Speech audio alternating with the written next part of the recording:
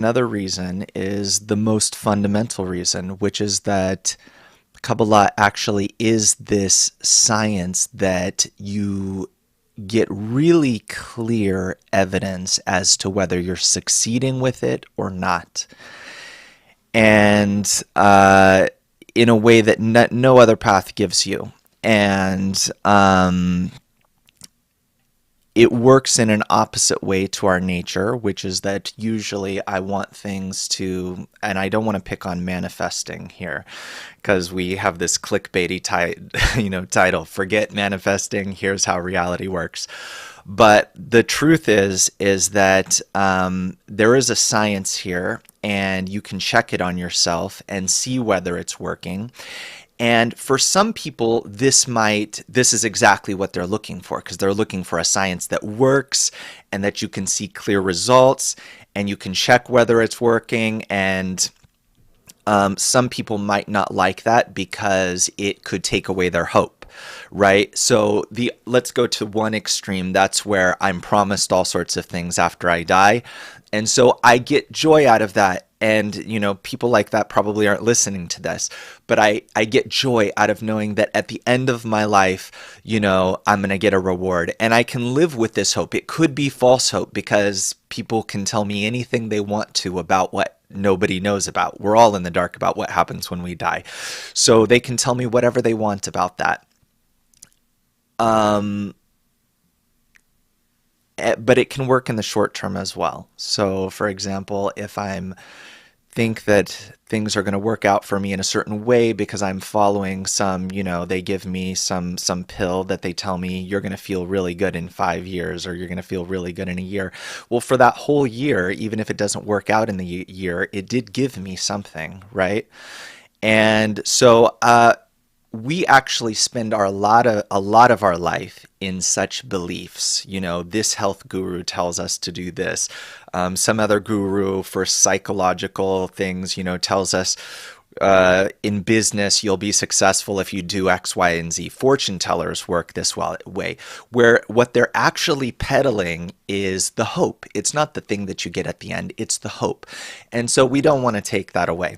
But this is why Kabbalah is actually scary to people. This is why, one time I went through the airport in Israel and I had a Kabbalah book and it went through the security detection, and the girl there didn't want to touch it. She said, that's very dangerous. Kabbalah is very dangerous. She saw the Kabbalah title. This is not just because there's rumors about Kabbalah can make you go crazy and stuff like that. It's because we have an instinctive response to this wisdom, because it is such a science, and it is something that you have to be really honest with yourself about if you're actually practicing it correctly and if you're getting the results in a predictable way. So if, I don't know, there's some toy on my desk here from a baby. If I throw this up, I know it's going to fall down, because if I do it again, it falls down. And after I do it a certain number of times, I can be certain that it's probably going to fall down again. Now, it doesn't work that way with all kinds of other things that people put their faith in and rely on and get the ultimate end product out of, which is hope at the end of the day. Now, if it's just hope that I want, that's fine. And then a lot of different kinds of mysticism will work for me. But if I want something that definitely produces predictable results, when I'm being completely honest with myself, where I'm doing this internal work, this internal wisdom, these internal specific actions that are bringing me specific results, like throwing this up, if it's going to be that clear, then I need the wisdom of Kabbalah. And usually, so if I come to the wisdom of Kabbalah, it'll take away what I'm doing usually, which is where I'm believing, and we have no idea how ancient we really are, that we're really like those people that, we like to kind of like look askance at and make fun of a little bit. Like ancient people, what they believed in was so silly, but we're in all kinds of such ancient beliefs. these can be everything from bad things happen in threes, right? To how they used to believe that if they did like a rain dance, it would rain. And so we need to keep doing rain dances. And there are many such things like this that we believe in. Of course, the new one and the famous one is manifesting. And this works just like a rain dance, where, one time we danced and it did happen to rain. And so then I assume that rain dances cause rain, or, going backwards from that, every time the rooster crows, the sun comes up, so therefore the rooster causes the sun to come up. Or during the summertime, there's a lot of ice cream purchased, and we notice that there's also a lot of swimming, deaths from water. So ice cream purchases lead to water deaths.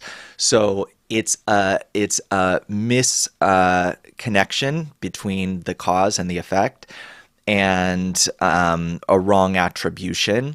And there's a certain threshold below which, because it's not such big things, it's more cyclical things like rain or finding a parking spot or getting a date.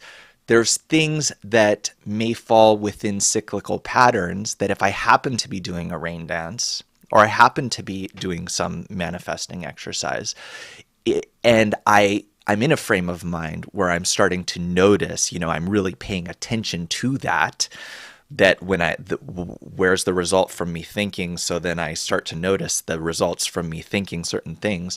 So then below this threshold of really making rather small things happen, it looks like I'm actually making them happen. But again, reality doesn't work that way. Now, these ideas are so appealing because it's not that I want to pick on some specific movement here, but these ideas are very appealing because they work just like the ego works. And there's a primordial, meaning before our life, before even the existence of this world, where this concept of manifesting, and in a few years, people will forget about it, and then again, you can make a few millions of dollars off selling this idea.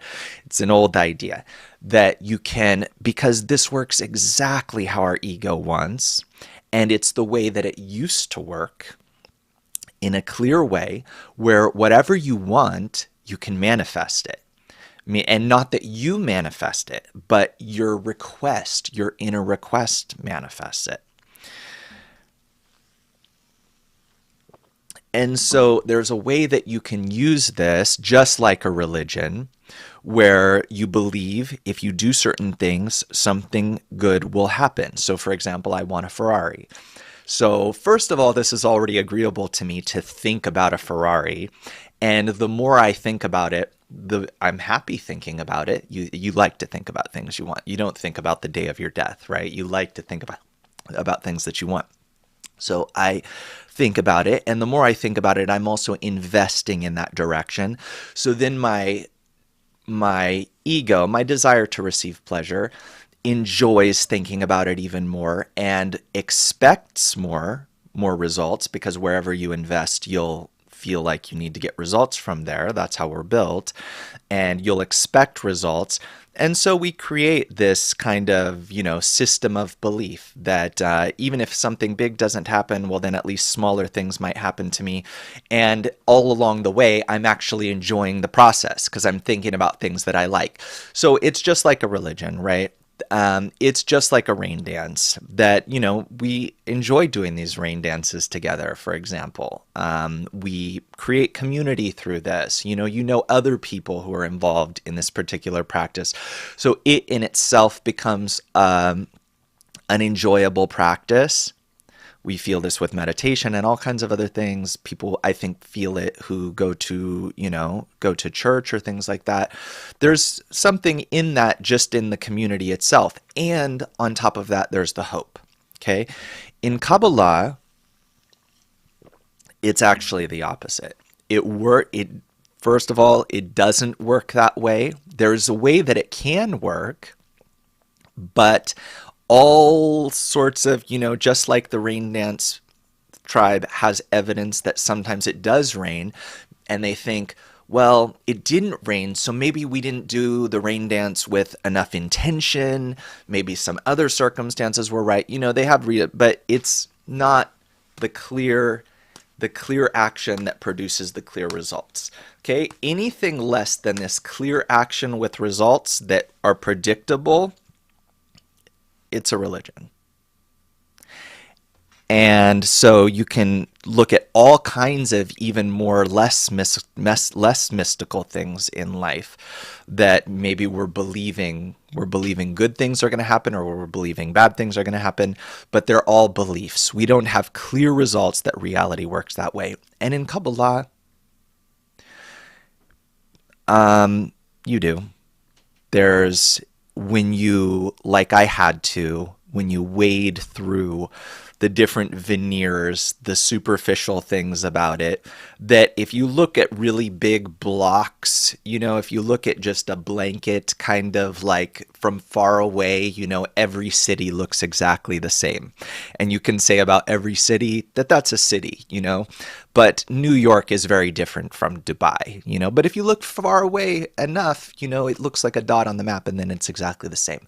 But if you zoom in to the wisdom of Kabbalah, I'm just preparing you. What you will find for sure is that it's a science where you know exactly what you need to do inside and without any vagueness, and you know if you did it or if you didn't do it, and you know the results that you will get.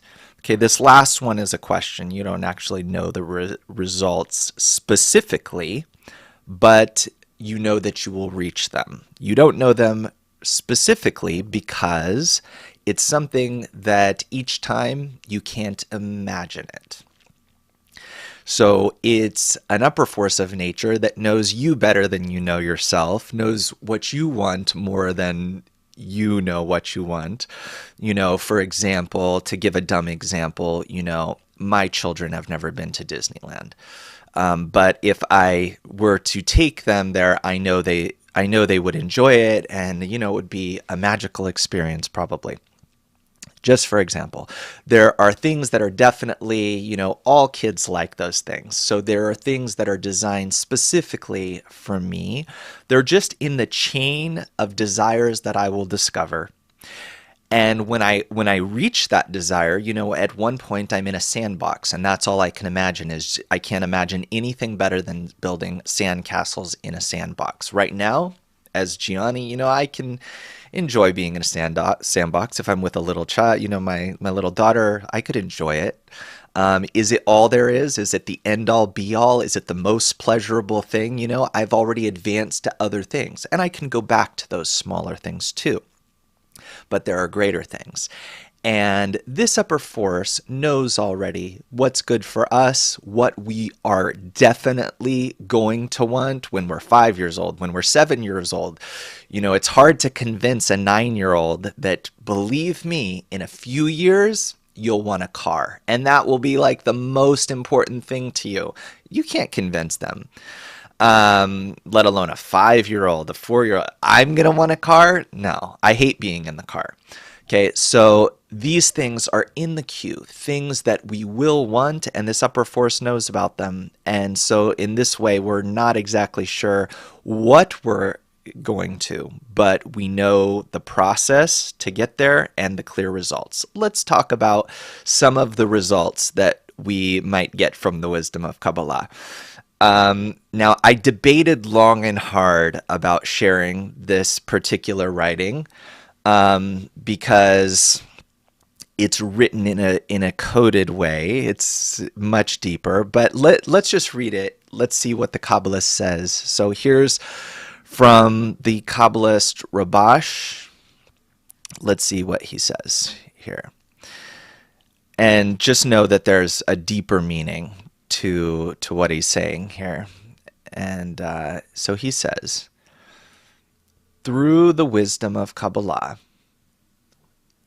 one will be rewarded with a spiritual pleasure in the next world, which is an eternal world. Okay, so that's what he's telling us our results will be. We will be rewarded with a spiritual pleasure in the next world, which is an eternal world. What Kabbalists mean by Olam Haba, the next world, is the world that you reveal from this world as the foundation, as the fulcrum, the world that you reveal in the next moment, not after you die.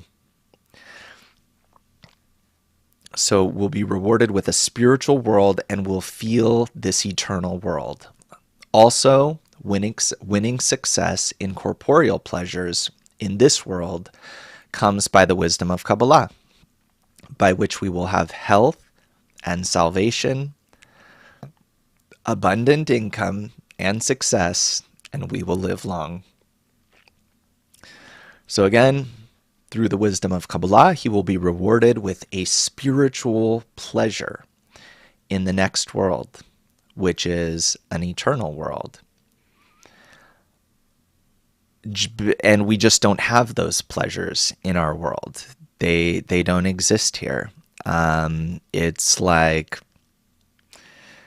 I don't know, you don't have cognac in a kindergarten, so that there just isn't such a, pleasure in that space. And there are additional pleasures that you'll find out. You'll find out that there's such a thing called cognac.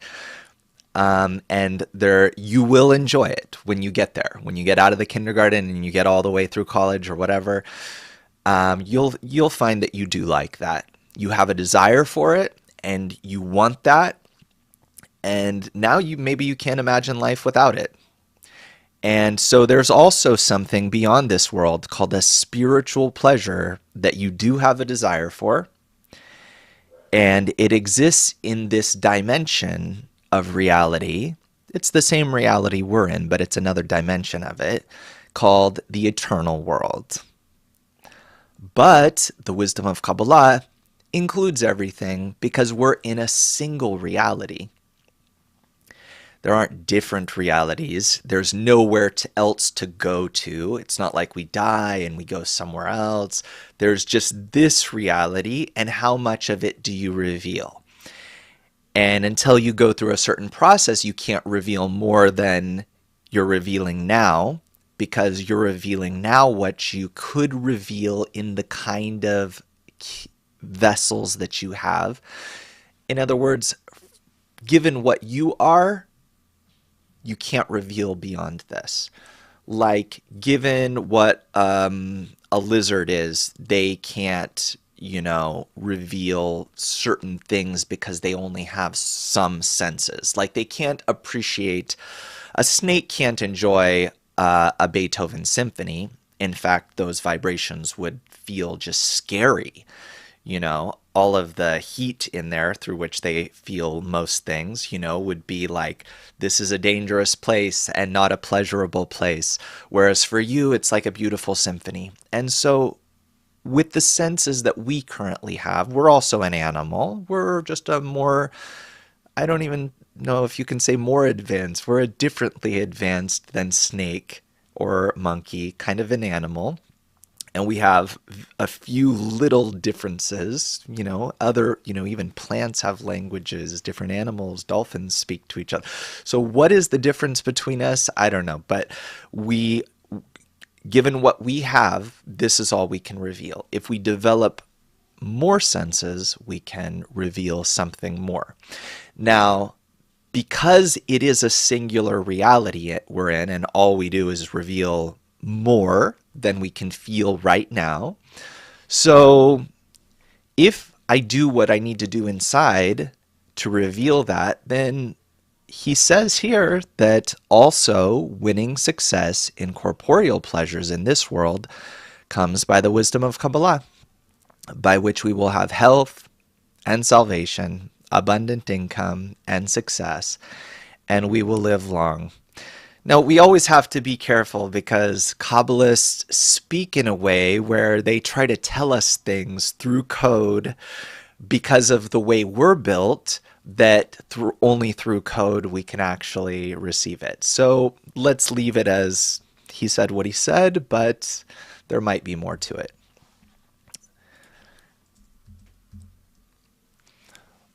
So that was Rabash, the Kabbalist Rabash, and now we're looking at another great Kabbalist, Bala Sulam. One becomes worthy after a whole process called preparation through the wisdom of Kabbalah. One becomes worthy of guidance with his face revealed. Now, the Creator doesn't have a face, but his face means that you perceive the Creator in a way that is according to what the Creator is, and not in an opposite way where it looks like something which the Creator is not. What does that mean?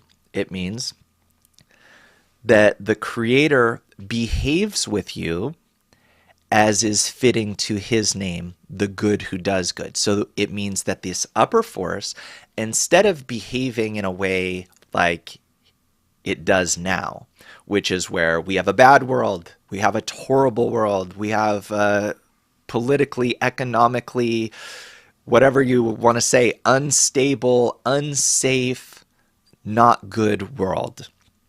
Unless you find some corner, some bunker of the world where you don't know what's going on, you can't think it's a good world.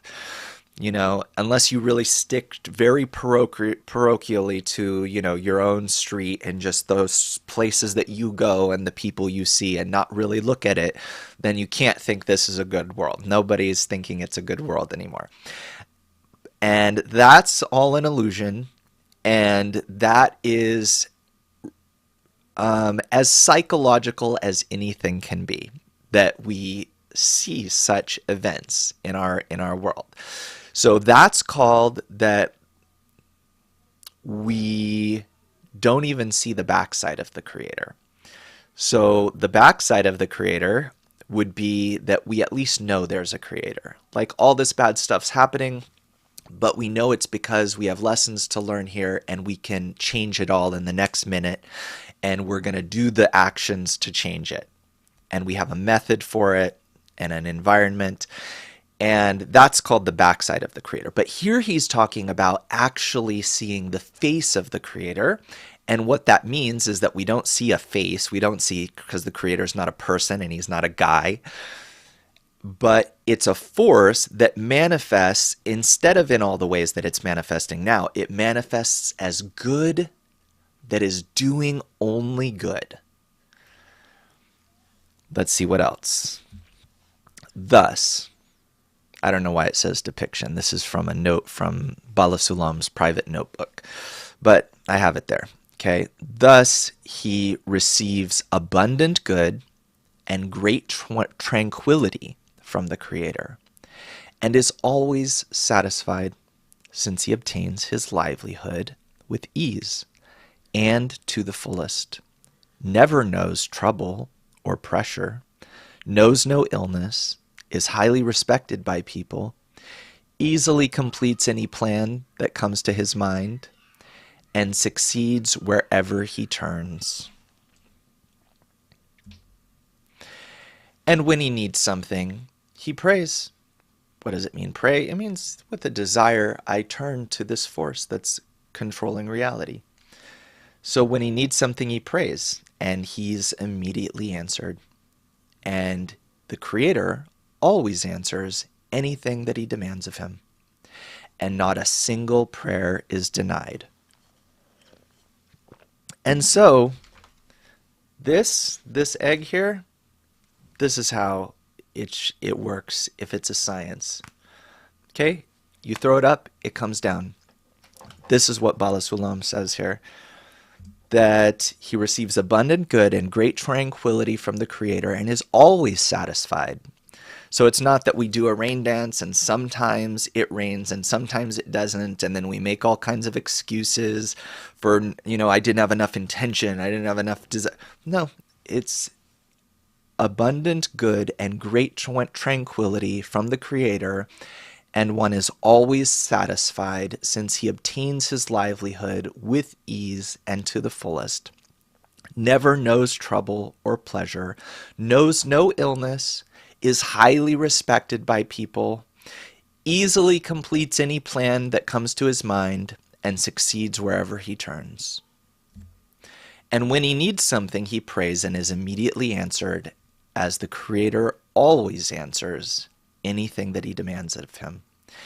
And not a single prayer is denied. So that's what would be called a science.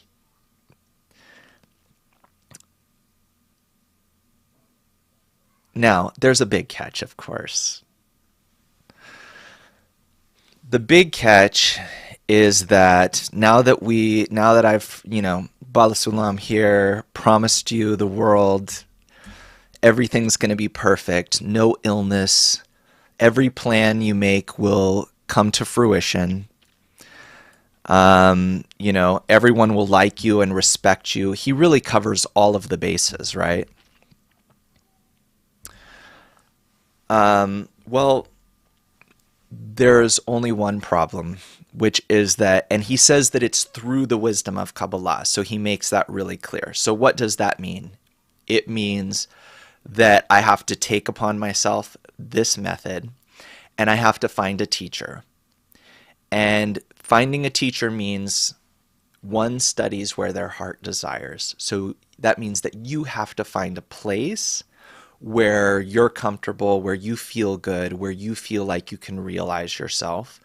Just like you choose a karate dojo. There could be 10 of them, and there could be like all kinds of different judo, taekwondo. And you choose, first of all, the method that you like, and you choose the particular dojo that you like.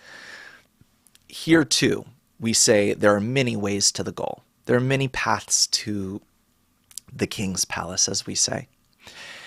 And you have to find that place. Why?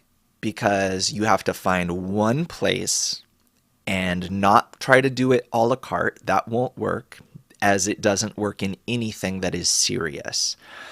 A buffet is not serious, right? The French Laundry is serious. You go, you experience what the chef designed for you, and it's not serious to go to the country town buffet, and that's not a serious meal. So also in science, you have to find a particular PhD guy to get under, and here too, you have to find someone, because this method is so intricate that you have to choose a particular method and follow it all the way.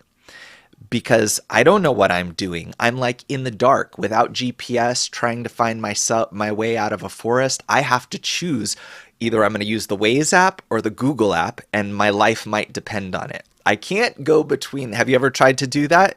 You're like going between, and each one's telling you different things. They do. And so you have to choose an app.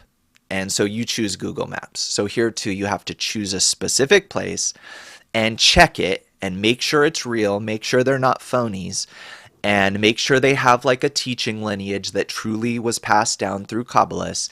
And you have to stick yourself there and not leave after that, once you've actually done your investigation, your check. Now, the first thing you need to know when you come to, like courses like we teach in Kab-U, we have a whole beginner's course, intermediate, and advanced courses. This is just kind of a, wet your whistle, like give you a taste of it. But the first thing you need to know is that everything about the wisdom of Kabbalah relies on your intention. This seems like the most feeble thing. What's an intention? It's light, it's airy, what does it matter?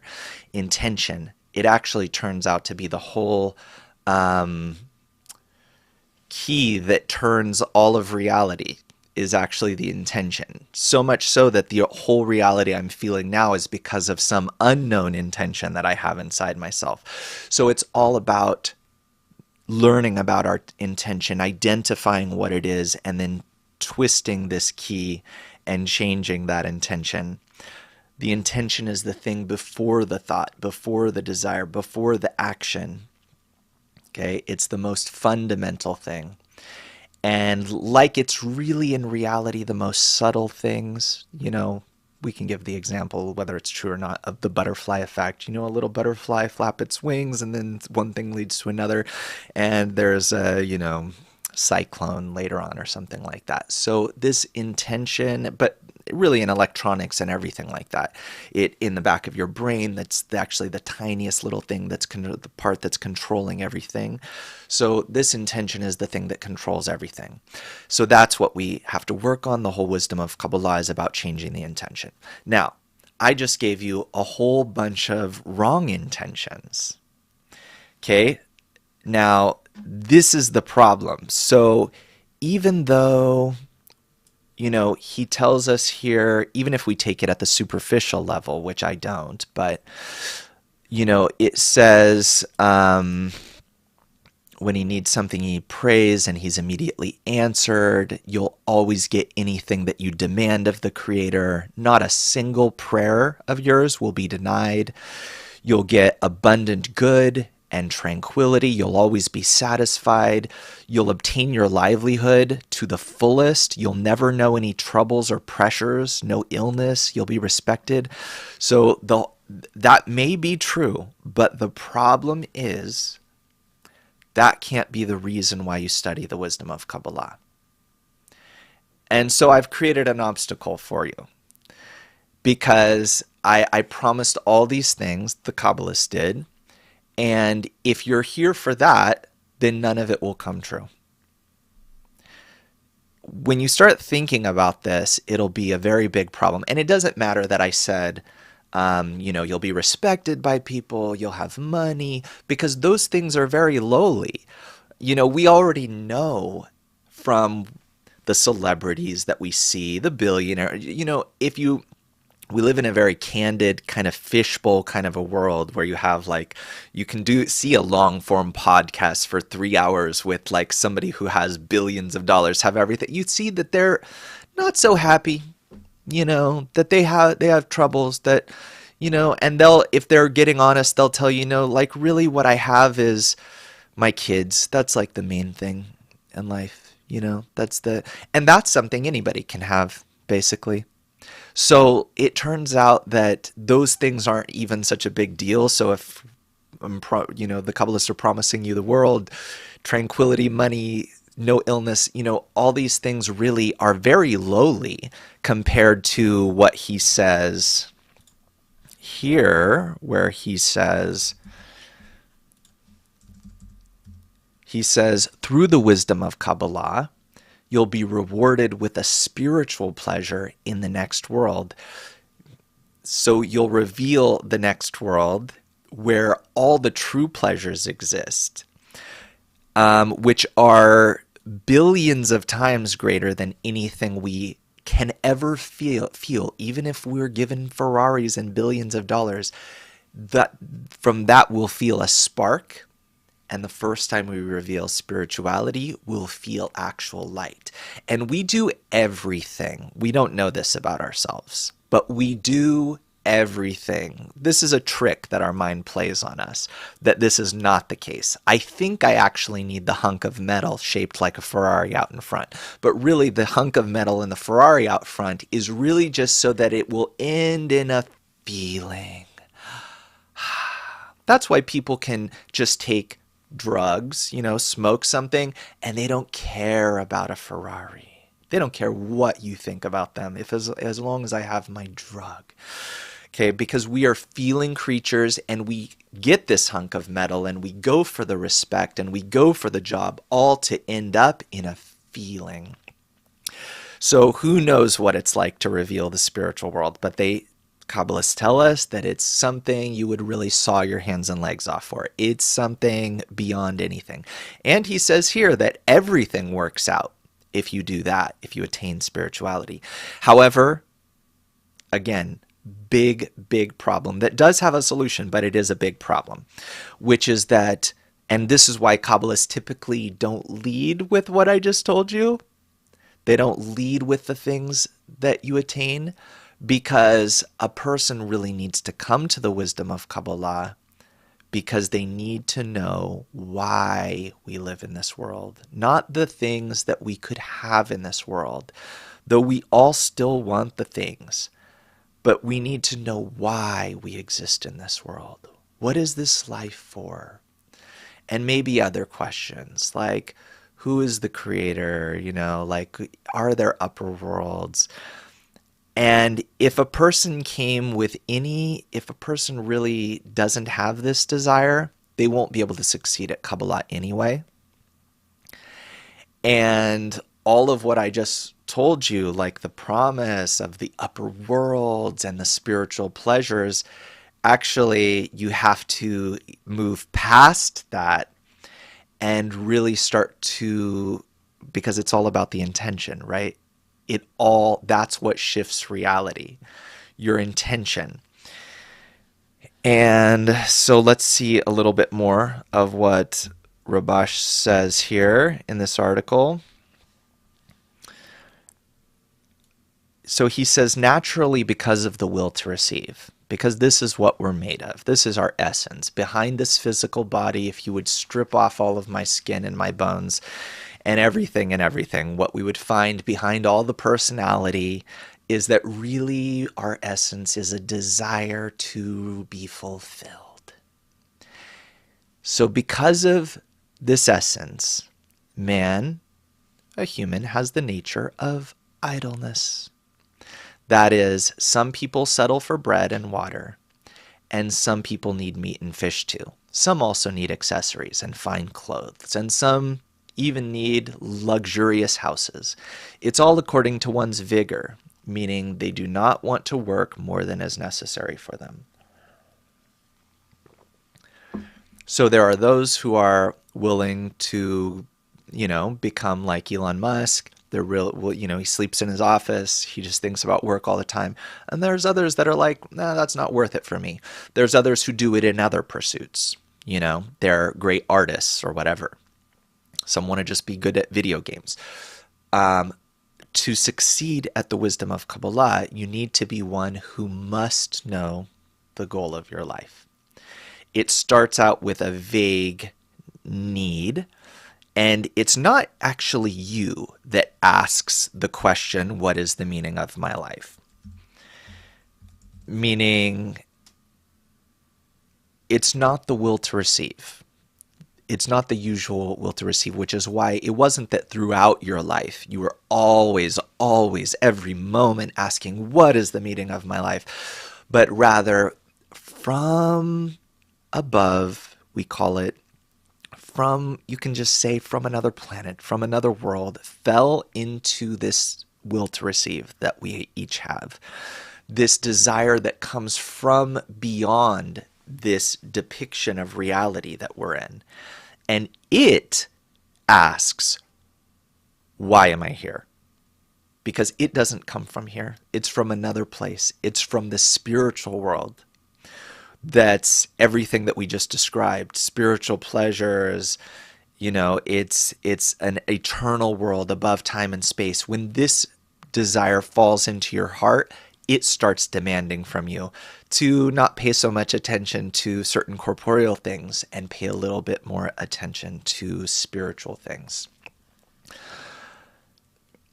And so Rabash ends here. He says, each one has his own measure of necessity, but working in order to bestow, which is the change of intention, that's what bestowal really means,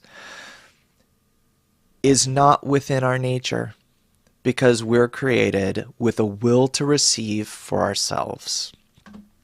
Because obtaining the real pleasures requires being rewarded with adhesion first.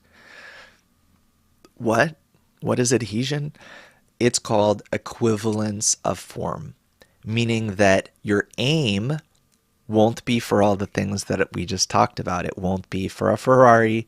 It won't be for health. It won't be for a soulmate. You can get all of that along the way, but that can't be your aim. You see how hard that is? See, to get, you can make all the money you want, but what you're being judged by is your aim, what you really want. Maybe your bank account is filling up with money, but your aim isn't for that. It's for something else, something beyond this world, and that's what you need to change. So you see, it's on the one hand sounds okay, that's fine, I can do that. And on the other hand, it's like the hardest thing because it's the most real. It's really, if you x-ray into a person's heart, it doesn't matter what they look like they're doing, and they have this correct intention, which can only be sculpted by an upper force that you draw through this special wisdom that Kabbalists built for us. That's what matters. And he says here, because obtaining the real pleasures requires being rewarded with adhesion first, called equivalence of form, meaning that his aim will be for the sake of the Creator, because the Creator's aim in giving us all that we have described, all of the spiritual pleasures and any pleasures, the Creator's aim is to do good to us, to bestow to us. And we need to have such an aim when we receive these pleasures. And so the condition under which we can receive them is that we already have this aim. That's why we're not receiving them now, because there's some hidden intention in us that I'm not even aware of. First, I didn't even know that I needed to have some specific intention. And now I'm learning that I need to sculpt this intention. Meaning that his aim will be for the sake of the Creator, called in order to bestow, which is the quality of the Creator who is called the giver. This is against nature. Now, on the road, as we're studying the wisdom of Kabbalah,